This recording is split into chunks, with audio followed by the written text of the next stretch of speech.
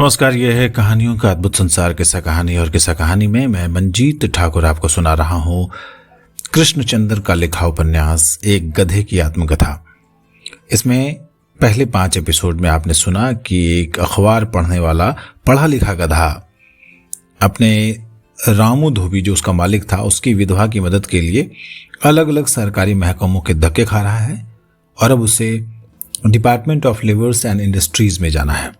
तो सुनिए ये 6ठा एपिसोड जिसका शीर्षक है जाना गधे का department of labours and industries में और मुलाकात करना श्री PQ रंगाचारी और YZ सुब्रमण्यम से। PQ रंगाचारी तमिलनाडु का रहने वाला था।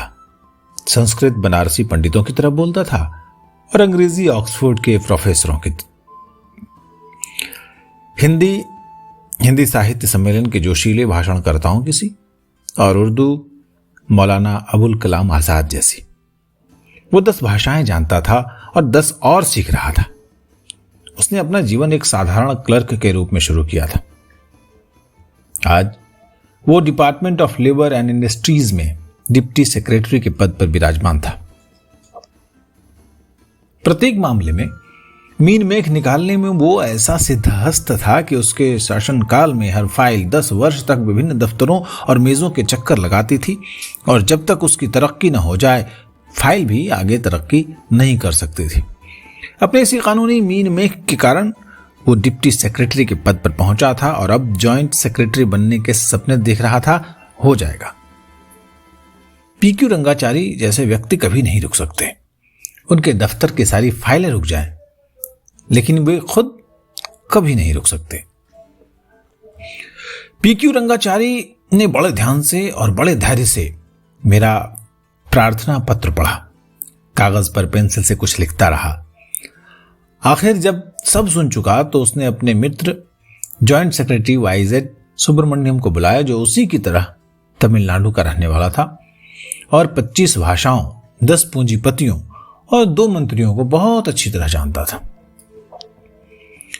PQ रंगाचारी ने कहा, YZ सुनो, ये बहुत बड़ी कठिन समस्या है। क्या? YZ सुब्रमण्यम मेरी ओर बड़े ध्यान से देखते हुए बोला, एक धोबी मर गया है और ये उसका गधा हमसे हर्जाना मांगता है। फिर रंगाचारी बोला, कानून की दृष्टि से एक गधा किसी विभाग में प्रार्थना पत्र नहीं दे सकता और हम उसके प्रार्थना पत्र का कोई नोटिस नहीं ले सकते क्योंकि गधा इंसान नहीं है और अदालत इंसानों की बात सुनती है, गधों की नहीं।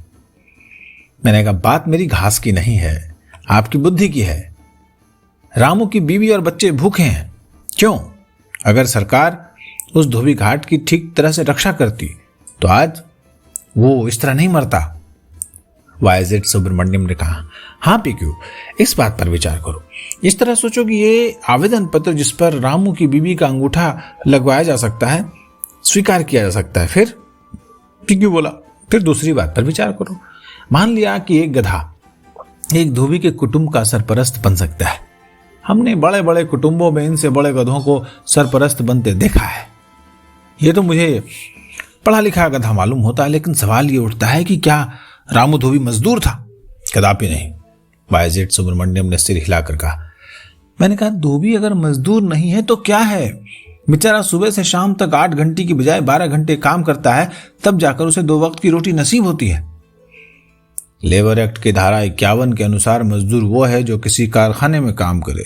क्या तुम धोबी घाट को कारखाना कह सकते हो सुब्रमण्यम? कहता, आप ही नहीं रंगाचारी, ये धोबी तो मजदूर हो ही नहीं सकता, इसलिए ना इसे हर्जाना मिल सकता है, ना प्रोविडेंट फंड, ना मदद। कुछ रुपया किसी खाते में नहीं दिया सकता, ना कोई मुकदमा भी खड़ा होगा।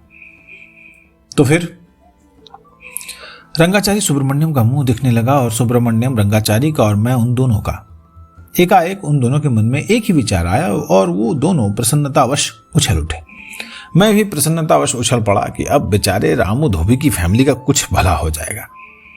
मगर एक बात विचार करने की और है, रंगाचारी बोला, अगर ये धोबी मजदूर नहीं है तो फिर कौन है? इसकी कानूनी हैसियत स्पष्ट होनी चाहिए, नहीं तो धोबी हर रोज घाट पर मारते रहेंगे और हमारे लिए विपत्ति खड़ी करते रहेंगे। सुब्रमण्यम बोला, मेरे विचार से इस गधे का प्रार्थना पत्र लेकर एक फाइल चला देनी चाहिए। रंगाचारी ने मेरे हाथ से प्रार्थना पत्र ले लिया मैंने उसके दोनों हाथ अपने दोनों कानों में लेकर कहा, धन्यवाद रंगाचारी महोदय, 1000 बार, लाख बार धन्यवाद। आपने गरीब धोबी के बीवी बच्चों को मरने से बचा लिया। मैं इस प्रार्थना पत्र का फैसला सुनने कब आऊं? रंगाचारी ने सुब्रमण्यम की ओर देखा, सुब्रमण्यम ने रंगाचारी की ओर देखा। फिर रंगाचारी बोला, फाइल तो आज ही चलनी शुरू हो जाएगी। तीसरे दर्जे के क्लर्क से पहले दर्जे के क्लर्क तक जाएगी। फिर उसके बाद हर मेज पर इसकी नोटिंग होगी। फर्स्ट क्लर्क से डिप्टी सुपरिटेंडेंट तक और डिप्टी सुपरिटेंडेंट से सुपरिटेंडेंट तक हर व्यक्ति अपनी अपनी राय देगा। ये राय चलते चलते मेजों पर से गुजरती हुई मेरे पास आएगी। मैं डिप्टी सेक्रेटरी हूं, मेरे पास से ज्वाइंट सेक्रेटरी के पास जाएगी, ज्वाइंट सेक्रेटरी से फर्स्ट सेक्रेटरी के पास, फर्स्ट सेक्रेटरी उसे डिप्टी कमिश्नर के पास ले जाएगा। मगर समस्या बड़ी टेढ़ी है। प्रश्न रामू धोबी के मर जाने का इतना नहीं है। प्रश्न यह है कि धोबी मजदूर हो सकता है या नहीं। संभव है कि इस संबंध में कॉमर्स मिनिस्ट्री से निर्णय कराने की जरूरत पड़े। फिर यह प्रश्न भी है कि अगर धोबी मजदूर है तो मोची मजदूर क्यों नहीं है, कुम्हार मजदूर क्यों नहीं है? अगर रामू को हर्जाना मिलेगा तो दूसरे भी मांगेंगे। लाखों करोड़ों के लिए स्टेट बैंक कहां से हर्जाना लाएगा? इसके लिए फाइनेंस डिपार्टमेंट से भी पूछना पड़ेगा। संभव है कि फाइनेंस डिपार्टमेंट इस मूल प्रश्न को प्रधानमंत्री के सामने रखे और प्रधानमंत्री पार्लियामेंट में इस प्रश्न को रखे। यह भी संभव है कि किसी प्रश्न पर हमारे विधान की किसी धारा में कोई बदलाव भी हो जाए। रंगाचारी ने अपनी उंगलियों पर गिनते हुए कहा, मेरे विचार से तुम अगर 10 साल के बाद आओ तो उस समय तक इस फाइल पर कोई ना कोई फैसला जरूर हो जाएगा। तब तक रामू के बीवी बच्चों का क्या करें? रंगाचारी ने कहा, हम बेबस हैं भाई, कानून के हाथों बिल्कुल बेबस। हमारी पूरी सिंपैथी तुम्हारे साथ है। सुब्रमण्यम बोला, मैं समझता हूं रंगाचारी, समस्या वास्तव में ये नहीं है कि धोबी मजदूर है कि नहीं। समस्या ये है कि रामू को किसने मारा? एक मगरमच्छ ने। सुब्रमण्यम ने प्रसन्नता से चिल्लाकर कहा, तो फिर यह समस्या हमारे विभाग से कोई संबंध नहीं रखती है। इसका सीधा संबंध मछलियों के विभाग से है, डिपार्टमेंट ऑफ फिशरीज से। आप प्लीज मछलियों के विभाग में जाइए। उसका संबंध हर प्रकार की मछलियों से है, जिनमें मगरमच्छ भी शामिल है। रंगाचारी ने सुब्रमण्यम के हाथ पर हाथ मारकर कहा, वाह वाह वाह वाह, क्या बात निकाली है। क्यों ना भाई, इसलिए तो मैं अभी तक डिप्टी सेक्रेटरी हूं और तुम ज्वाइंट सेक्रेटरी हो। रंगाचारी ने ईर्ष्या द्वेष के मिले जुले भाव से कहा, और मैं चुपके से वो प्रार्थना पत्र, आवेदन पत्र हाथ में लिए बाहर निकल गया। अब गधा कहाँ जाता है? क्या वो फिशरीज में जाता है? और मछलियों के अंडों और एंग्लो इंडियन शिकारी से उनका क्या साबका होता है, ये आप सुनिएगा अगले हफ्ते के एपिसोड में, जिसका शीर्षक है एक गधे की आत्मकथा। इसे लिखा है उर्दू के महान रचनाकार कृष्ण चंद्र ने, और ये आवाज आप सुन रहे थे मंजीत ठाकुर की। आपको अच्छी लगे तो हमारे चैनल को सब्सक्राइब करें, लाइक करें, शेयर करें और अपने सभी दोस्तों को, साथियों को सुनाएं। बहुत महान और बहुत अच्छी रचना है ये। नमस्कार।